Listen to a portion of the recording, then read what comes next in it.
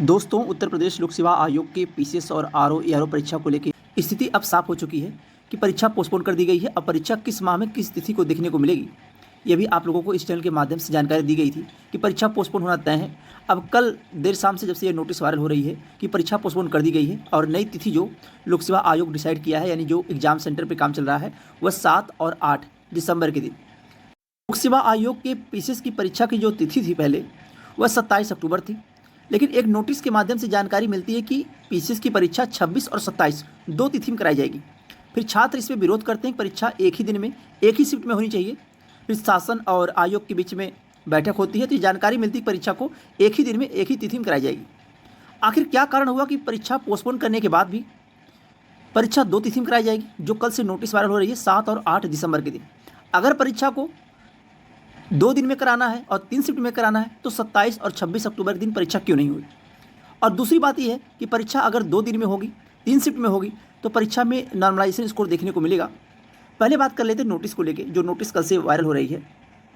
Screen पे आप लोग देख रहे होंगे, सम्मिलित राज्य प्रवर अधीनस्थ सेवा प्रारंभिक परीक्षा 2024 के आयोजन हेतु दिनांक 7 दिसंबर 2024 व 8 दिसंबर 2024 के लिए परीक्षा केंद्रों में सहमति पत्र उपलब्ध कराए जाने के संबंध में नोटिस है, जिनमें साफ साफ लिखा गया है। पहले यह परीक्षा 26 और 27 अक्टूबर हेतु उपलब्ध कराई गई थी। प्रति संलग्न उन्हीं परीक्षा केंद्रों की सहमति दिनांक 7 और 8 दिसंबर 2024 हेतु जनपद स्तरीय समिति की अनुशंसा के प्रति सहित निर्धारित प्रारूप संलग्न दिनांक 17 अक्टूबर 2024 तक अवश्य उपलब्ध कराने का कष्ट करें। जिन जिन जनपदों में परीक्षा होने वाली है, उन जनपदों का यहाँ पे नाम भी दिया गया है। उत्तर प्रदेश के इतने जनपदों में परीक्षा कराई जाएगी, इनको लेके नोटिस जो है वह जनपद में भेज दी गई है। तो अब क्लियर हो गया कि परीक्षा पीसीएस की पोस्टपोन कर दी गई है। अब 27 अक्टूबर के दिन परीक्षा नहीं होगी। लोक सेवा आयोग हो या किसी भी आयोग की परीक्षाएं अगर 2 दिन में 3 शिफ्ट में होती हैं या 2 शिफ्ट में परीक्षाएं होती हैं, तो स्वाभाविक सी बात है कि परीक्षा में नॉर्मलाइजेशन स्कोर देखने को मिलेगा। और अगर भर्ती में नॉर्मलाइजेशन स्कोर देखने को मिलता है, तो यह भर्ती माननीय न्यायालय में जा सकती है। उसका कारण क्या है, किस बेस से भर्ती परीक्षा में नॉर्मलाइजेशन स्कोर किया जाएगा। यहाँ पे कुछ के फायदे भी हो सकते हैं और कुछ लोगों के नुकसान भी हो सकते हैं। यहाँ शुचितापूर्ण हो पाना संभव नहीं है। इस प्रक्रिया की वजह से भर्ती लंबे समय के लिए कोर्ट और आयोग के मध्य फंस सकती है। ये मान चलिए विगत 1 वर्ष में लोक सेवा आयोग की कोई भी परीक्षा नहीं हुई है। ये 2 परीक्षाओं की वजह से, पहले आरओ का पेपर लीक हुआ, उसी की वजह से पीसीएस की भर्ती परीक्षा को पोस्टपोन किया गया। नॉर्मलाइजेशन प्रक्रिया से उन छात्रों के बीच असमानता पैदा हो सकती है जो कठिन प्रश्न पत्र का सामना करते हैं और जिन्हें आसान प्रश्न पत्र मिलता है। कई बार जो छात्र कठिन पेपर हल करते हैं, उन्हें उनकी वास्तविक योग्यता से कम या ज़्यादा अंक दिए जा सकते हैं।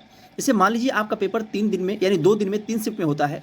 पेपर इजी टू मॉडरेट आता है तो आपके नंबर यानी कि घट सकते हैं, और पेपर मॉडरेट टू टफ आता है तो आपके नंबर जो है वो बढ़ सकते हैं। खैर, नॉर्मलाइजेशन स्कोर की जो प्रक्रिया लोक सेवा आयोग अपनाने जा रहा है, इसमें कहीं ना कहीं जटिलता हो सकती है। इससे परिणाम घोषित करने में देरी हो सकती है। डाउट रहता है पेपर होने के बाद भी कि कहीं ऐसा ना हो नॉर्मलाइजेशन स्कोर से नंबर कम भी हो जाते हैं, नंबर ज़्यादा भी हो जाते हैं। तो कहीं ना कहीं ये जो लोक सेवा आयोग का एक बदलाव है पेपर में 2 शिफ्ट में करा के या 3 शिफ्ट में करा के, इसमें छात्र काफ़ी विरोध भी कर रहे हैं जब से जानकारी मिली है कल से। और बहुत जल्द छात्र इस पर आयोग को मेल भी करने वाले हैं कि समय और आयोग ले ले, लेकिन ऐसा फैसला ना ले कि परीक्षा को 2 दिन में कराए, 3 दिन में कराए, जल्दबाजी में परीक्षा करा के नॉर्मलाइजेशन स्कोर लागू कर दे। उसके बाद किसी छात्र को यह ना पता चले कि वो पीटी में फेल कैसे हो गया, पीटी में उसके इतने नंबर कम क्यों आए। ये सब कारण ना बन जाए आगे चल के। इन सब को लेकर अभी असमंजस की स्थिति बनी हुई छात्रों में कि लोक सेवा आयोग के इस फैसले से कहीं ना कहीं छात्र नाराज हैं। जो भी नियम कानून लागू होगा लोक सेवा आयोग के पीसीएस की परीक्षा में, वही सब नियम लागू होगा आरओ एआरओ की परीक्षा में। तो ये मान के चलिए दोनों परीक्षाओं में नॉर्मलाइजेशन स्कोर देखने को मिलेगा, और नॉर्मलाइजेशन स्कोर होने के बाद आप कितने प्रश्न सही करके आए हैं और आपके प्री में कितने प्रश्न सही हुए हैं, यह किसी को पता नहीं होता। इन सब को लेके बहुत जल्द छात्र लोक सेवा आयोग को मेल भी करने वाले हैं, शासन को भी मेल करेंगे कि लोक सेवा आयोग थोड़ा और समय ले ले परीक्षा कराने में, लेकिन परीक्षा को एक दिन में एक तिथि में कराई जाए, नहीं तो छात्रों के साथ काफ़ी नुकसान हो सकता है। नहीं तो प्री रिजल्ट आने के बाद भर्ती माननीय न्यायालय में भी जा सकती है और फिर एक लंबे समय के लिए भर्ती फंस भी सकती है। आप सभी लोगों को पता होगा कि पीसीएस की परीक्षा में टोटल 5,70,000 आवेदन हुए हैं और आरओ एआरओ की परीक्षा में 11 लाख के आसपास आवेदन हुए हैं। लेकिन लोक सेवा आयोग के इस बदलाव से कहीं ना कहीं छात्रों में नुकसान देखने को मिल सकता है। कुछ के फायदे भी होंगे लेकिन ये अपने आप को सेफ जोन में नहीं रख सकता कोई प्री का पेपर देने के बाद, कि अभी तक की स्थिति यही है कि आर ओ की परीक्षा लोक सेवा आयोग 22 और 23 दिसंबर के दिन एग्ज़ाम सेंटर पर काम कर रहा है, इस दिन परीक्षा कराएगा। और पीसीएस को लेकर आपको बता दिया गया है, पीसीएस की परीक्षा 7 और 8 दिसंबर के दिन कराई जाएगी, यह परीक्षा की तिथि है। बाकी जैसे भी अपडेट निकल के आएगी लोक सेवा आयोग की भर्ती परीक्षाओं को लेकर कि क्या छात्रों के विरोध के बाद कुछ और बदलाव होता है, क्योंकि कोई भी ऐसा छात्र नहीं है जो ये सोचता हो कि परीक्षा को 2 दिन में कराए लोक सेवा आयोग और परीक्षा में नॉर्मलाइजेशन स्कोर देखने को मिले। इन सब को लेके आगे जैसे भी अपडेट निकल के आएगी इस चैनल के माध्यम से आपको सही सटीक जानकारी देने का प्रयास किया जाएगा। अगर आप चैनल पर नए हों तो चैनल सब्सक्राइब कर लें और शेयर भी करिएगा ताकि आगामी जानकारियाँ मिलती रहें।